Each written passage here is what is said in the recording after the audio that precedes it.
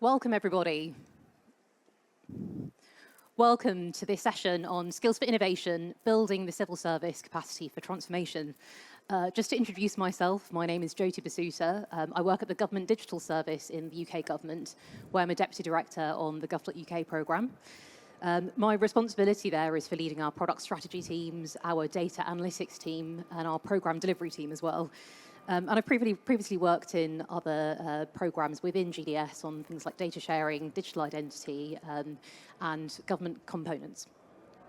You may have heard over the sessions over the last couple of days about some really ambitious plans to transform the way that government delivers services which are smarter, which are for lifetime users, and which meet the needs of users where they are. As one of the people involved in that change, I've got a really keen interest in how we can build the capability and capacity of public servants in order to deliver that change.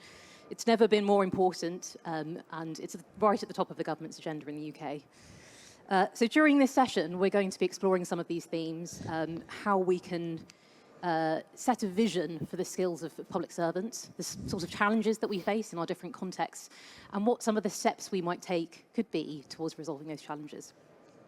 So I'm looking forward to gleaning some really excellent insights from our esteemed panel who we have got assembled here. Could I ask you in the first instance just to introduce yourself, your name and your role? Fiona, starting with you. Brilliant. I'm Fiona Ryland. I'm the Government Chief People Officer, so it's my responsibility to make sure the UK Civil Service has got a people strategy that means we've got the right people with the right capabilities to deliver the government's priorities, including the plan for change and missions. Hello, my name is Eva Treven. I come from Slovenia and I'm Director General of Directorate of Quality, which is in charge for all civil trainings for all civil servants in Slovenia. We do it centralizing. Mm-hmm. Hello everyone, I'm James Johns. I'm the Head of Corporate Affairs and Public Policy for Workday. We're a technology company and we sell AI-enabled, cloud-based enterprise software for HR and finance. We basically sell software that allows you to look after your people and your money. Good afternoon. My name is Karl-Andreas Sprenk. I'm coming from Estonia and I'm working as Digital Skills Coordination Director for the Government Chief Information Officer's Office. Good afternoon, I'm Thomas Bieterman. I work in an organisation called the Government Digital Service in DCIT, and I'm responsible for digital skills in government. Thank you very much. So I'm going to open up discussion today with a few questions to start with, after which we're going to open it up to the audience. There will be some roving mics, so have a bit of a think about the questions that you might want to put to the panel as we go through. Fiona, I'll start with you if that's okay. What's the vision for civil servants and their skills? And are there some core skills that you think civil servants ought to have or should be developing? Yeah, it's a really timely question because this is exactly the work that we're doing at the moment. So I like to think of this as like a three-legged stool. So the first leg of the stool is the core curriculum. So to your point, what are the skills that every civil servant needs to have? The second leg is the skills that you need because of the profession that you belong to. So whether you're a policy person, operational delivery, digital, finance, and we've got heads of profession and functions that develop that curriculum. And then the third leg is what skills and knowledge do you need because of the department that you work in, so domain specific knowledge. But coming back to that first leg, which is what are the core skills, we're defining that at the moment. Where we're starting, and it's probably not too much of a surprise, is what digital skills do every civil servant need. Of course, we've got a programme to bring digital experts into the civil service, and Thomas will probably want to talk a bit about that. But they're skills that everybody will need to have to work alongside the technology we have now and the emerging technology that we'll have in the future. The other area that we think there might be a core common curriculum is leadership and line management. So obviously not everybody in the civil service is a line manager, but we have tens of thousands of line managers, and we really feel that there is a common set of standards and a common training programme to make sure that everybody is a really confident and capable line manager and leader. Thanks, Fiona. Eva, to learn from your context in Slovenia then, what are some of the biggest skills challenges that face you in that context? Well, first, I have to apologize in advance because I'm not a native speaker and I have a note, but I did it myself. So I'm being transparent and I will cheat. I think that before about people skills, we need to talk also about our values. Because values are closely aligned with the skills we want to build in people. Especially in this world where this emerging technology, we are listening every day. People are afraid of AI. People they don't even all use it. They won't all use it. You know, we have to talk about values, and I think the greatest values, of course, in Slovenia, we set the values. Sorry. It's trust, it's pride, it's self-respect, respect of others, sustainability, helping others. And based on that, you know, we want to build our skills. When you ask public, what do you expect out of a public servant? They all have clear vision. Typical public servant has to know all international and national law. He has to be agile. He has to decide quickly. He has to identify the problem. He has to analyze the problem. He has to find a solution. He has to cooperate with all the others, you know, and he has to do it yesterday. And people in public service, you know, you think they are like Superman, but we are Clark Kents. Every one of us is just a Clark Kent. And that is the base that we have to have in mind when we talk about trainings. In Slovenia, a big issue is that we don't get young talents into the public sector. Average Slovenian public servant is over 50 years old. So now you can imagine what all of this talking yesterday and today means to them and how scared they are. So what we did is we want to attract young people, and in January we actually implemented the biggest public reform public sector reform. We reformed the payment sector, and we also reformed, you know, the system of promotions and everything else. What is also, we found out, and we did it, we have abolished the annual performance review for civil servants out of this January, because it was unsuccessful. You know, in the end, everyone was Superman.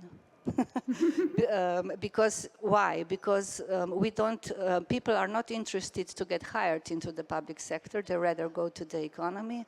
And if we want to keep them, you know, we had to differ the strategy. So now, instead of annual performance review, every leader has to do a mandatory development conversation for the employee. Even minister has to do it. And they were all very intensively trained to do that, you know. They were trained in these people skills to do that. And they are obligatory to train each year before they do this review. That's one thing. The other thing, to attract young people, we actually signed partnership with different faculties, and under which students complete part of the studies by solving complex real-life cases from different institutions. And in those institutions, they got mentors. So when they come to the public sector, they know why they are there, you know, what is the mission. One other thing, you know, it's all about collaboration. It's all about understanding what people, what business need. So we organize ongoing exchanges of public servants with employees in economy. Public servants spend up to 5 days in different firms, and people from different business spend up to 5 days in the ministries, because we want to understand and we want to see what the real issue on the field is, and then we can solve it together. And of course, we are doing, as I said before, I mentioned before, we are doing training centralized within our department. How we do it? Within this annual mandatory development conversation, the main theme of this conversation is just to talk about the skill of a public servant. Which are his best skills and which are skills he had to build up. And then with his leader, he do the schedule, how these skills he will train. And by this, we are doing annual trainings in the Administrative Academy. Now we have over 60 different training on digital competencies, from the basic to IT specialist in public administration, and over 60 different trainings in soft skills, because they are very important. Just one sentence till to the end. We don't realize always how privileged we are working in public sector. You know, I often get a feeling we talk about people in public sector. Who are they? They are some different species, you know. They are here to serve people, they are here to serve economy. But when we leave home, we are users of public servants also. We are mothers, fathers, we are daughters, we are sons. We need public transport, we need healthcare. And we can test in real life what works and what don't. And this is what we have to remind, that when we use public service as users, we can learn the most and be better. Thank you so much, Avis, and really practical strategies there that can help us to be a bit more Clark Kent. James, maybe I'll come to you next, if that's okay. Can you say a bit about how technology can support departments to manage their skills strategies? Sure, yeah, thank you. In my introduction, I mentioned, I used the term that Workday was an AI-enabled cloud-based provider of HR software, and I just want to unpack a little bit about what that means, because I think it's relevant here. Because our software is cloud-based, all of our customers use the same software, and rather than having their data kind of locked into customer data systems, we have access to that data with our customers' permission to derive insights, train our AI models, and so on. And I think the really interesting thing here is that we kind of look at the very dynamic sort of skills environment that all organizations are working in at the moment. And there's a temptation to think that AI is the sort of the cause of that. The good news is it's also part of the response. It's part of the way that you can manage the impact on the skills of an organization of that disruption. Just sort of parenthetically, it's worth noting that this is not a problem that's sort of unique to civil services. As you might imagine, Workday is quite interested in this topic. We publish something every year we call our Global State of Skills Report, a slightly dog-eared copy of which is what I have on my lap here. And the latest version of that, which we published just a couple of weeks ago, suggests that half of all organizations are worried about the skill shortages that exist in their organizations, and fewer than a third think that their workforce currently has the skills that they're going to be needed to adapt to the future.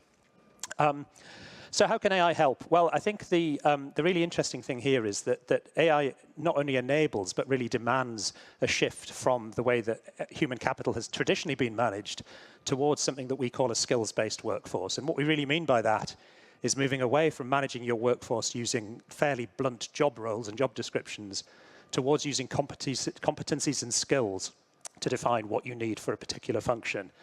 We tend to find that that's more agile, it's more productive, and it's more adaptable to the sort of continuous change that we're now starting to see as a result of technology. Now, why does that need AI?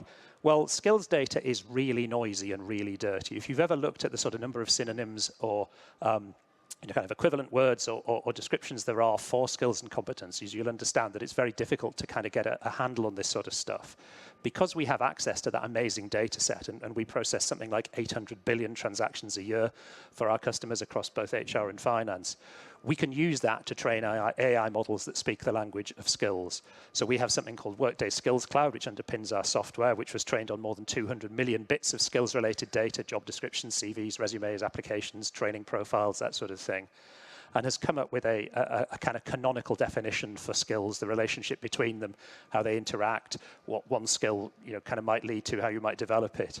And what that enables is a new approach to how you manage people. So you can do things like you can enable talent marketplaces to have your employees sort of advertise their interest in moving into different roles, advertise the skills they've got, look for opportunities like internal gigs, opportunities to kind of leverage their skills to help another team out and develop their own skills in the process. And you can use the sort of AI features that we're all used to from kind of consumer products, the sort of next best action type things that you'll see online, to recommend things like promotion opportunities, training opportunities, help people understand what skills they'll need to develop if they want to move into a different position or a different role. And all of that just makes the whole process of managing that very dynamic sort of workforce environment we see these days a lot easier. Thank you, James. Thomas, I'll come to you next, if that's okay. You sit in the digital centre of government, so from that perspective and looking across the civil service, what are the expert skills that you think that we need to boost in the civil service? And are there some specialist areas, for example, which are higher priority? So everyone who's been working in this space, certainly my team, for probably the last week and a half, they've been walking with a bit of a skip in their step. And that's because over the last couple of years, we've come to forums like this, we've engaged with ministers, we've gone to the most senior stakeholders in government and argued and championed the case for investment in expert digital skills. And just a couple of weeks ago, the Prime Minister announced that by 2030, 1 in 10 of all civil servants will be an expert digital skilled civil servant, which is huge for us. And I think it really speaks to where this government wants to go, and actually what does the future workforce, what might the future workforce look like? And if I unpack what that 1 in 10 means, that means they are experts that we define to be anybody who has a role tied back to an internal product we have. And I completely agree with James that skills data is really messy. Our solution to that is something called the Digital and Data Capability Framework. It's a common definition of roles and skills across government. And normally at the end of these panels, I normally have a queue of people approaching me at the end of says, it's wrong. The capability framework is wrong. Well, anybody that's a member of the profession has the opportunity to tell us how it's wrong and how it should be. And we have a very accessible process that allows anybody to update it. So if you've got changes, amendments you want, please let us know. So in that framework, we have a whole variety of skills. We have very, very specialist skills, and you can tell which they are because that's frankly where we are putting most of our investment. So they are DevOps, cyber, machine learning engineers that help us to accelerate AI solutions. And that's where we're investing in things like apprenticeship programs, accelerator programs that take people from one role to another role. But it also includes other roles that we might not ordinarily associate with digital and data. Probably the biggest growing role over the past few years has been the user researcher. User researchers didn't exist before. Now they are a really critical part of kind of our digital teams to get to I suppose, to make sure that we're hearing seldom heard voices, that we get to the heart of what the users really need in our solutions. And I think my final point would be, we're not that different.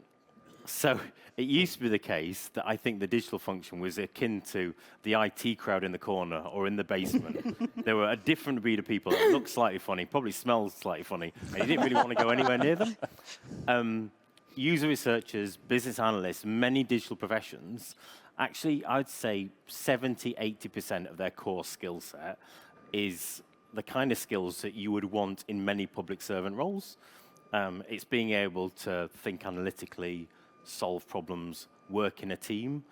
There's absolutely specialist critical skills that some of our digital experts have, but most of us aren't that different to many other public servants.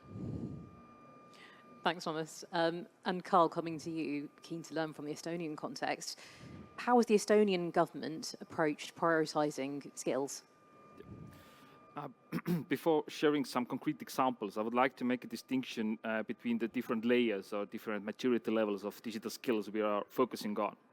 So first of all, we speak about really basic digital skills, meaning something that we as civil servants need for our day-to-day operations, need to to perform better by using technology. So it can be something as simple as knowing to write tools and write methods, how to communicate with each other, how to collaborate with your colleagues from cross-department settings, also to understand what makes data quality data, which could be further used for data-driven decision-making processes, or even to understand the core concept of generative AI, and to bear in mind that if I'm using some solutions for my day-to-day operations, what kind of data protection rules should I follow, or what's the cyber security threats related to that? And the problem is we tend to assume that every people have this by default. And I like this parallel to the language speaking side. So we tend to assume that people have the same native language, or they can communicate freely with that. Although I would say that the basic digital skills is a foreign language, which we have learned over the time. Meaning that based on our previous experiences and based on our opportunities to improve ourselves and to perform and those skills, it also dictates how confident do we feel about that. And we shouldn't assume that everybody working for the government sector in 21st century knows how to use the Teams sharing function or knows what should they insert to the large language models or whatnot. So for this reason, we have established a digital academy learning platform for our civil servants, where they can go on demand when they have concrete work situation. They would like to familiarize themselves with some technology topic. They can have those e-courses available, teaching them what's the difference, for example, between OneDrive and SharePoint, for which case I should use that, or what's, once again, the good elements of quality data, which I should use for decision making. So to make those opportunities available as broadly as possible and not making people dependent on the training calendar or opportunity to upskill yourself. The second layer would be skills for innovation and also to have digital transformation happening in our respective areas.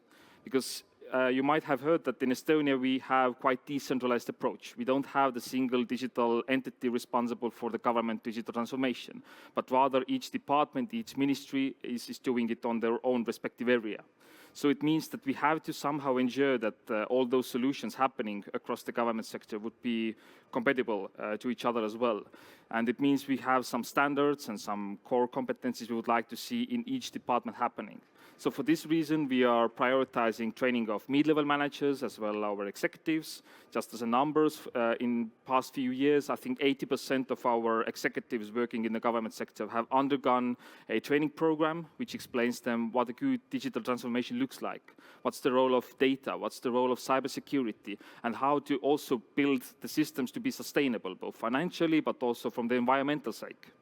And now we are more focusing on the mid-level managers, who are the ones who really have this project narrow approach usually, but how to align yourself to the long-term strategic aims to make something better for the general public through the services.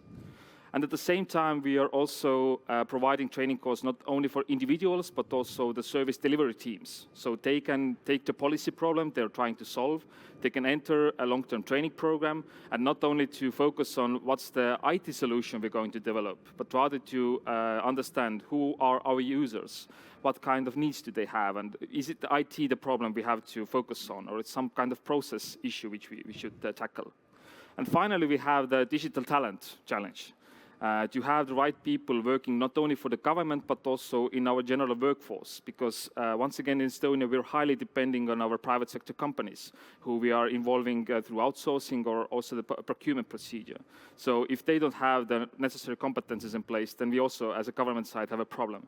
So in cooperation with the Ministry of Education and Research, we try to find alternative pathways, not only to put the pressure on the universities and vocational training, but rather to see how to attract people from different educational backgrounds to enter the reskilling and upskilling programs to become professional in the IT sector and then make some kind of career change.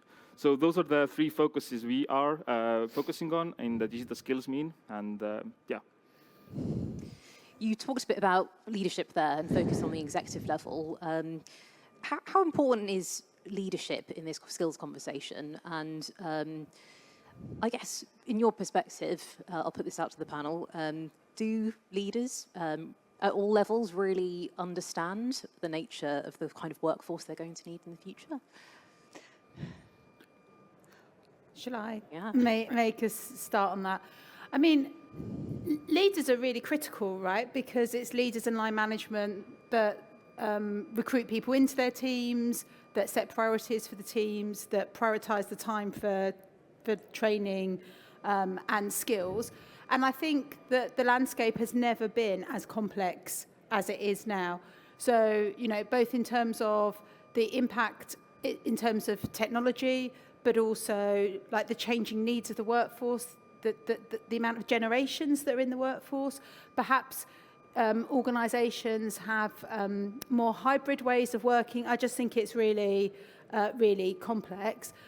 So I think, you know, there's a couple of things from a leadership perspective. The first, I think, is an increase in the kind of organisational design type skills that leaders need to have. Now, clearly, there's specialists sometimes in organisations that help with that. But in terms of like how you organise work, you know, that kind of process management, how do you get things done? And then the impact of technology. And we don't need every leader to be a technical expert, but we do need every leader to understand the impact and the opportunities and challenges that technology presents. And of course, technology is just changing so quick, like the rate of change in technology is much quicker than it's ever been. That is the nature of technology, right? It's just going to accelerate. So it's also looking to how do we future-proof our workforces, our ways of working, you know, and how do we, I mean, it's the word of the moment, isn't it, agile? But I mean, it truly is. How do you pivot in terms of what your workforce and your customers expect? So I think that as well as upskilling our workforce, we need to upskill our leaders in terms of that, because I think the job has never been as demanding. It's never been as ambiguous, if you like. There's never been as much change, and we need to support leaders with that as well so that they can embrace the opportunities and mitigate the challenges. And Eva? Oh, sorry. I think leadership actually is crucial. It's not all about competence of our employees. If you have poor leadership, you can have great experts, but they won't deliver the desired results. And what I want to achieve with my team, you know, is that they come to work that they love, that they know that they are there, you know. I'm responsible for them as people, as human beings. I'm responsible for their personal development. And if they are developing themselves, if they are learning, and if we exchange knowledge, if we cooperate with all the others, you know, the great things can happen. We proved it in reality. I actually think, and I also, I'm in love in project management. I've done with tons of projects, and you know, we learned, but I'm sure you all have experience. When the leader is the best experts, you know, I don't know if the result will be as we want it to be. Leader has to be, people have to be in the center of the leadership, and the leader is accountable for the results. Yeah. And Thomas? There's a somewhat dystopian cartoon, I think, from like the 1970s, which describes a factory of the future. And in this factory of the future, there's a machine, and there's just two employees. There's a dog and a human being. The human being there is to feed the dog, and the dog is there to stop the human being from touching the machine. In this space, when it comes to leadership, we need fundamentally different behaviors from our leaders. We need leaders who are prepared to be open, to fail, to talk about their failure and their learning. We need leaders that are confident in technology. And I have to tell you this, Fiona. Fiona and I have worked, our teams have worked together on creating a digital excellence program, which is going out across senior civil servants. Just before this, Carl told me now that same digital excellence program is being deployed to parts of the Estonian government. Oh, amazing. Very exciting. But the biggest shift and the biggest challenge, I believe, for leaders is figuring out what kind of workforce skills do our people really need in the future. The advent of AI means that what we value in terms of what we know and what we do is going to change. So there's a fundamental reset that's coming our way where we get to define and describe what does the organization look like in the future? It doesn't have to be that 1970s view of the factory of the future. It can be something that we define, but as leaders, we have to step into that space and feel more comfortable in steering, I think, our direction. And James, how does Workday help? Sure. Well, actually, I was going to answer a slightly different question, if I might, just building on what Thomas just said. So, as part of the research that we do into the sort of global state of skills, one of the consistent themes that's coming out is that obviously sort of digital skills super important. Over 2/3 of organisations say that that's a sort of priority for them. The second most sort of important set of skills that people are talking about are soft skills. They're a combination of sort of social skills, communication, teamwork, problem solving, and so on, and then individual skills, so adaptability, resilience, and creativity. And the theme that we've really spotted is this sort of view that whilst digital skills are needed to harness AI, quite clearly, it's the soft skills that are essential for managing the transition and and sort of adapting organizations to that future change. And there's an interesting sort of adjunct to that, which is that when we ask people what they believe the skills which will persist, the human skills which will persist, the replacement of roles by AI, they're things like ethical decision making and moral judgment, their emotional intelligence and empathy, their human networking and relationship building skills, and conflict resolution, and those are all leadership skills. So that's the enduring kind of human contribution to the organisation. Yeah. Well, building on that point, actually, and Thomas, coming back to what you said earlier about recent announcements about 1 in 10 civil servants being digital, for example, what would you say to those people who might find that thought quite scary, as opposed to the people like in your team who are really excited about that news? Those people who might fear being left behind. I can say that. I think it's incumbent on our organisation, I think, to frankly look after our people, to think about, to be aware of like the change that we're going through and to plan together. There will be some uncertainty and there will be changes in our roles, but as leaders, if we're in a position to explain the change and actually look to that point I was making earlier on, that many public servants share the same skills, we need to reach out and frankly be more inclusive and look to people's secret skills and look to capitalize on them and help people build out on what they can already do. We're far more likely to actually gain strength from building on people's existing strengths than we are from trying to address kind of complete gaps in their makeup. So I think setting out a clear plan for how we're going to get there and welcoming people into the conversation is the way to go. Yeah. Carl? Yeah, I think there is something which has been said already in previous sessions about the upcoming AI. So it's not a question of whether the AI will take the positions, but rather people who know how to use the AI. So that's the part, how to make our civil servants more interested about, to familiarize themselves with the concept itself and understand the tools and become confident in this field.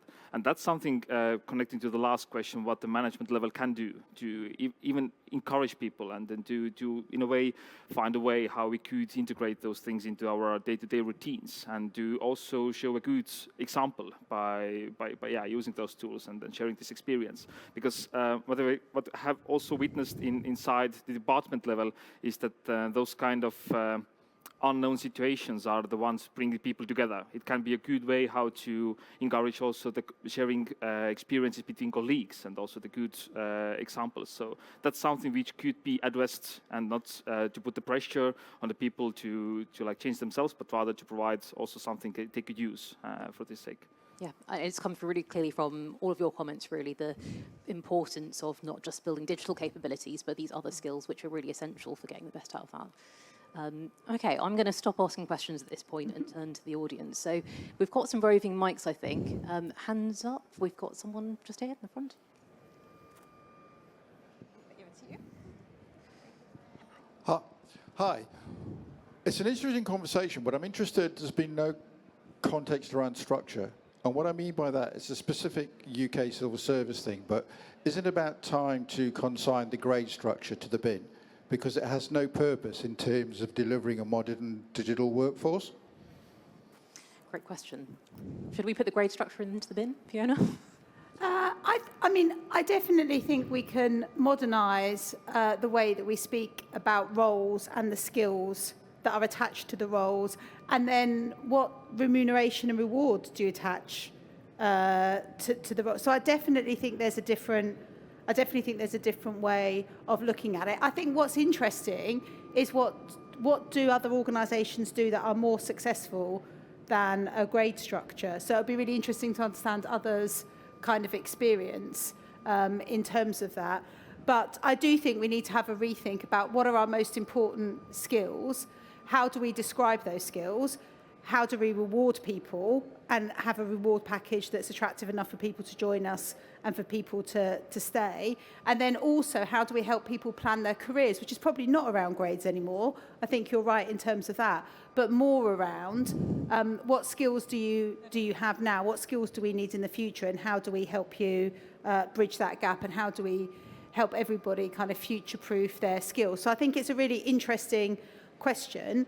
I think you're probably right, but I think the interesting thing for me is how would that look differently? And I'm really interested in others have got views on that, or have got organisations that have been successful in doing something really different. Thank you, Fiona. Yeah, I mean, maybe I could just add. I mean, I think there's necessarily anything inherently wrong with a grade structure per se. Most commercial organisations, in fact, pretty much every commercial organisation that I've ever worked in, and I've been in the private sector for more than 35 years, has had a grade structure. They've had management levels and assigned jobs to management levels, and there's been the notion of a kind of an equivalency between different levels, depending on whether you're a people leader or an individual contributor. I think maybe one observation would be that commercial organisations tend to get slightly less hung up on those sorts of things operationally, sorry, that's the word I was looking for.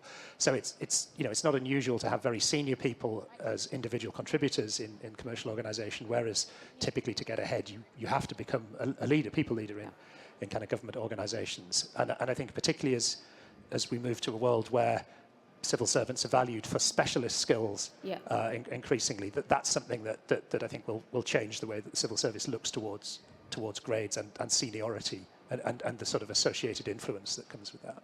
Yeah, no, I completely agree with that. Can I just one final thought? I think one of the areas where we are making a lot of progress, I think in many organisations, and what we're making progress in the digital sort of bit of the workforce at the moment, is starting to recognise skills much more. We're not yet in the position where we can tease out those secret skills, but understanding the specific skills that make up different roles is really important. Some of the work that Fiona's team's doing will allow us to capture and understand skills much better across the whole workforce, but people still want jobs. I believe people will still want jobs rather than feeling like we're some sort of atomized set of skills that somehow come together. We all want a purpose and a meaning and a scope and a sense of ownership in our roles. So I think it's really important that we design together what those roles look like. Great reflections. I'm going to come out for some more questions. I think I've got the mic for the great. next one. I guess it was partly a reflection. So you talk a lot about people fearing AI. Not all of us do. I'm just bloody frustrated that we've not got enough of it in the system at the moment. So we shouldn't assume everyone's kind of fearing that future as well, and kind of develop a response that makes that. And I guess I'm really interested in how I've got some great people who work for me who are going to be great leaders of the future. How can they become more specialists as part of this? So not just skills to do their jobs, but there are clearly opportunities where we're trying to have people in government with those skills. So how can we invest in them to do that? Because otherwise we're kind of buying in resource rather than developing our own. So really interested, because I'd like to encourage lots of my people who are going to be leaders of the future to be really engaging with that now. So how can we invest in existing public servants to build the specialist skills to take advantage of opportunities? Shall I go again? Go ahead.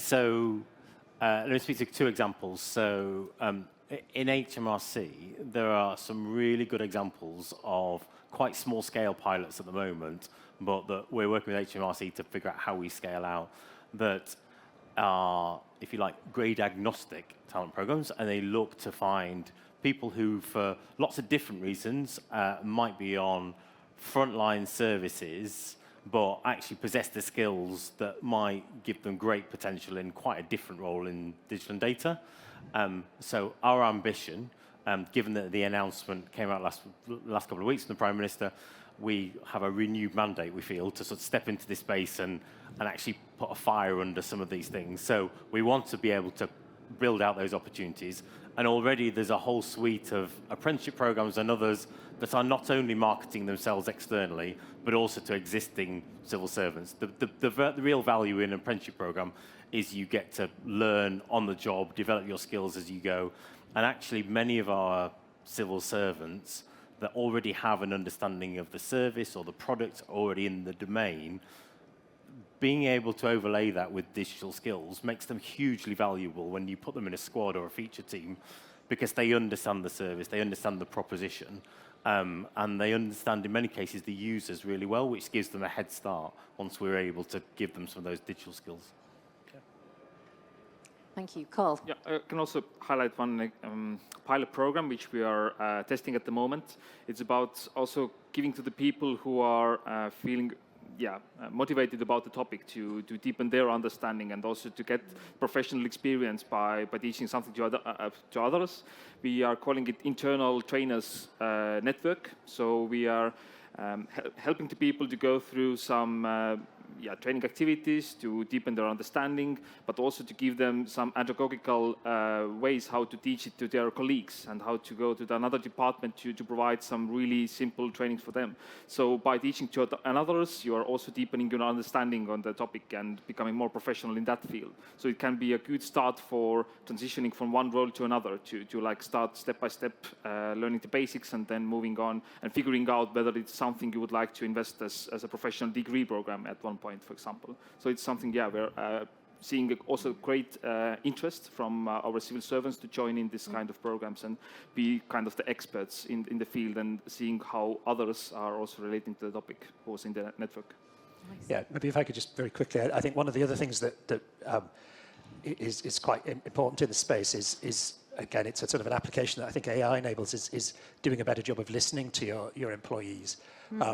You know, if you kind of observe from the outside, a lot of the criticism that you seem to be associated with the civil service lately is about, you know, how can we get rid of bad performers? There's much less focus on, you know, how can we really make the most of the good performers? We have a tool that, and you know, the products are available, obviously, that allow organizations to do a much more sort of frequent job of measuring employee engagement and sentiment, and then creating actionable insights that managers can use to act upon that. Yeah. So in Workday, for example, we use our own products, as you'd expect. We do a very, very small survey, 5-question survey every Wednesday of our entire workforce. And that sort of tool managers can use it to you know, kind of measure whether they've got somebody who's sort of engaged but, you know, worried about recognition, or disengaged and, you know, maybe more focused on work-life balance and that kind of thing. And then they can trigger action to do something about that before it's too late. So the business case for this in commercial organizations is typically a way of avoiding sort of you know, unwanted attrition amongst their staff, and particularly as the civil service does build these more specialist skills, you know, and it, you know, perhaps can't afford to, you know, pay salaries which are comparable with the private sector. You know, doing something to maintain the best talent is a sort of a really important counterpoint to those stories. Yeah, and taking advantage of where, as you said, there already is a high level of motivation and interest from existing staff. Can we take another question? The mic's over here, I think. Great. Thanks very much, panel. So my question is around civil service leadership and not just kind of SCS, but kind of the highest levels of leadership, as well as with, appreciate this session is on the civil service, but how we work with ministers too. So part of this is for Carl, but then also Thomas and Fiona. How in Estonia have you managed to get like your executive committees and your senior ministers, how kind of bought in and technically competent are they as part of this programme? Because having heard from Sandra, your colleague earlier, clearly Estonia is very much on the front foot of how digital skills are being taken up. And then to Fiona and Thomas around what kind of part of the programme are we particularly looking at increasing digital skills and confidence in taking forward with our permanent secretaries, our DGs, as well as how they interact with ministers. So, for instance, a lot of ExCo committees don't necessarily have CTOs on them, and I think that's where perhaps our risk appetite has dropped. And then for Eva, perhaps kind of any reflections of how you are taking this forward or considering this, given your challenges in Slovenia. Thank you. Maybe Carl, can I come to you first? Is that okay? Yeah, thank you. As I said before, we have really prioritized in recent years to send our executives to undergo the training program, which explains them what's the potential hidden in having the quality data available for decision-making purposes, and also showcasing what you could do by the new technologies available, and also to make them understand that we are not speaking about only IT solutions, but rather the good quality of public services, which they could use, and IT can be one element of that. But overall, to make them understand that if they have some strategic aims in their agendas, so to achieve those, you should have a good plan in place. So also to provide some tools for them which they could use, and also to understand which kind of critical competencies do they need inside their teams. So we can also see that some of the Secretary Generals have also their ICT advisors who are overseeing what's happening in our respective area, and to also what we have done in, once again, recent years, we have changed the way how we are centrally financing our ICT so-called strategies, or the things they would like to do to get the funding for, to move on to development phase. So we are not asking from them concrete projects, but rather a long-term understanding where we would like to reach, and explain and align those concrete actions to the long-term aim. And I would say it has been a game changer. And what's the challenging part, which we're addressing at the moment, is how to strengthen their core teams, like in the mid-level layers, because they have to align also internally or in their respective area, their teams. So yeah, I don't know if it's responding to your question, but that's our take on this part. And also to give the commitment for them to ensure that we have all those things happening. So yeah. Thank you. Fiona, perhaps? Yeah, I mean, to be honest with you, every senior meeting I'm in, the opportunity of technology and how do we kind of exploit and best use technology is always discussed in almost every context. More of the conversations that I'm in are around how do we build that senior digital capability. And I think there is a lot of concern about our ability to attract and retain our own internal talent, as opposed to relying on, bought-in talent, be that consultants or contingent labour. We've been doing a lot of work again with Thomas's team around, a digital pay framework. But I think it's more about how do we make, because I think the digital careers in the civil service are really exciting, but how do we bring that to life for people that have not worked in the public sector or certainly in the civil service before? I think other conversations are just around what are the opportunities to invest to save. So how do we invest in technology so that we become more efficient overall, and then we can reinvest that in terms of frontline delivery. And I think that goes in hand. So how do we create really great jobs? How do we deliver more for our citizens? And how do we do that all in a more cost-efficient way? I think is a virtuous circle, and that is definitely the topics of conversation. But I think the ones that, but I think my focus is how do we bring that digital talent in and create the environment where people stay and we can build that internal capability. Can I? Yes, go ahead. So just 2 quick points to what you just said, Fiona. So the first thing is, at the end of January, DCIP published a blueprint for digital government. So this is the new strategy. It sets out our ambition for what digital government should look like in the future. 2 very specific priority reforms in that document spoke to, firstly, every CDIO having a dotted line to the government chief CDIO, so that we can help them, support them much more closely. But also there's a very specific recommendation in there about making sure that your CDIOs sit on every department's exco, rather than being 2 levels down reporting into a coup or something like that. In parallel, we also do a piece of work where we bring all digital non-execs, so the vast majority of government departments now have digital non-execs. We bring them all together every 3 months and help them to figure out how they can support departments. So there are a couple of structural things. And then the one other thing I'd add is shifting behavior at that level is quite hard. Like, for all of us, changing our own behavior is really hard, and coaching senior leaders through it. So the way we do it is we carve them up by segments. So there's specific interventions and training and things we can do for ministers. There is a civil service leadership group, which is the top 300 civil servants, and many of those most senior civil servants over the coming months are going to be going through an exercise to help them understand much better what is AI, how might they become more personally effective using AI, et cetera, et cetera. So there's a lot we can speak to. And Ava, I think you mentioned earlier that even your minister goes through this skills development conversation. So presumably you've really managed to get the buy-in and support of political leaders? Of what? Sorry, I couldn't. Your political leaders, your ministers. Yes. Everyone has to go through this development conversation. It's quite hard, but it has to be a very honest conversation. We are talking about skills of all of the people that work for the government and also for the politicians. So even director generals, we have to do it, and we have to learn, where we are, what skills do we need to improve, and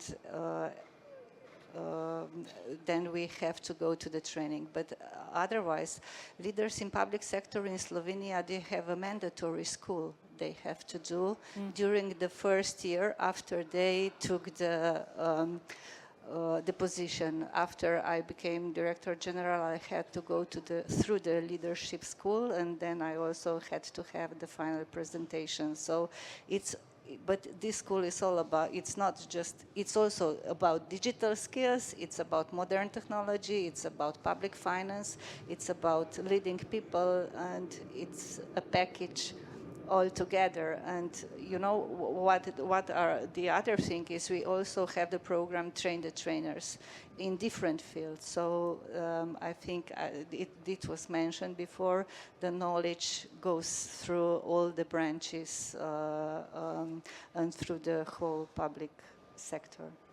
Thank you. I think we might be just about out of time for more questions. In which case, I'm going to... Well, they've got one hand up just here. Can we squeeze in one more? Might have to be a quick one. Okay, hi, thanks. My name's Sharon, DWP Product Manager. So we've been talking about skills and capacity over the civil service. But what I find one of the most annoying things is we all use different tools. So I work on a digital team and I work with MacBooks or Dells. We use Mattermost, we use Slack, we use Jira, we use Miro, we use Mural. And it's got SOP. And sort of different emails, engineering emails, DWP emails. So some developers maybe have 3-4 emails, so sometimes you don't know how's the best way to get a hold of them. Is there any work to sort of align this so that we use the same systems, so that if we're talking with our colleagues in operations, they know how to use Mural and they have access to it? Or we just have one consistent way of talking to each other instead of like 6 or 7 different tools that we can talk to people in different departments. Reflections on tooling and how that can help. I can speak briefly. I think very good question. I think for every advocate that for common toolings, there is another advocate for freedom, and I think certainly across the communities we work with, there is a real sense that actually they are probably better positioned than maybe somebody in a central ivory tower to tell them what to do. So, but there is a balance, right? There's a balance associated with cost effectiveness, good procurement, good standards, and my colleague who actually was here yesterday, David Knott, who's the Government Chief Technology Officer, has a whole program of work to try and uplift the standards of our technology, and where it's sensible to, make sure that we don't duplicate and there are common components, but also, frankly, give people freedom, because I think many of our most talented people also have quite unique and specific ideas about the tools they should be using. Thank you. I think I'm going to call it to a close there in the interest of time. Could I ask you to give a big round of applause for our panellists?